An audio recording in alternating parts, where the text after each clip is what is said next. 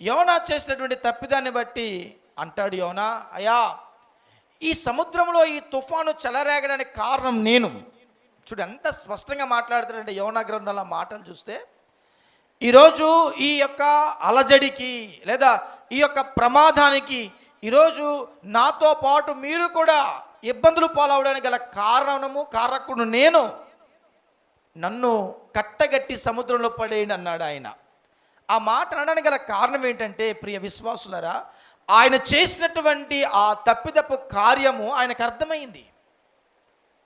ఈ ప్రమాదానికి, ఈ పరిస్థితికి, ఈ తుఫానుకి ఇలా మేము సావడానికి సిద్ధమైపోతున్నానికి గల కారణం ఏమిటంటే, నేను ఒక్కటి చేసినటువంటి తప్పిదానికి ఈ యొక్క భయానకరమైనటువంటి శిక్ష మా అందరి మీదకి వచ్చింది అని చెప్పి, దేవుని ఉగ్రతకు పాత్రుడుగా కాకమునుపే తాను చేసిన తప్పిదాన్ని దేవుని దగ్గర ఒప్పుకొని అక్కడ ఉన్నటువంటి ప్రయాణికులకి అంటున్నారయ్యా, ఈ ప్రమాదం రావడానికి నేను కారణం, ఈ నష్టం మనం చూడడానికి నేను కారణం, ఈ యొక్క తుఫాను చెలరేగడానికి గల కారణం నేను.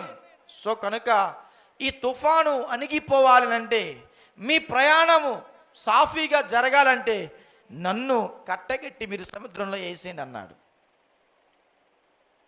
కారణం అని తెలుసుకున్నాడు. ఈ ప్రమాదానికి పునాదులు వేసిన వాడిని నేనే. ఈరోజు ప్రియ విశ్వాసి, నీ జీవితంలో, నీ కుటుంబంలో నువ్వు అనుభవిస్తున్నటువంటి కష్టానికి నీవే కారకుడు అయ్యావేమో. ఒక యోనా వలె